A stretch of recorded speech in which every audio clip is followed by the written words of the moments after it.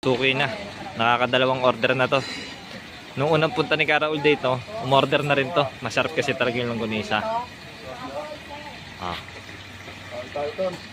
Dito na rin sila mag-aalmusal.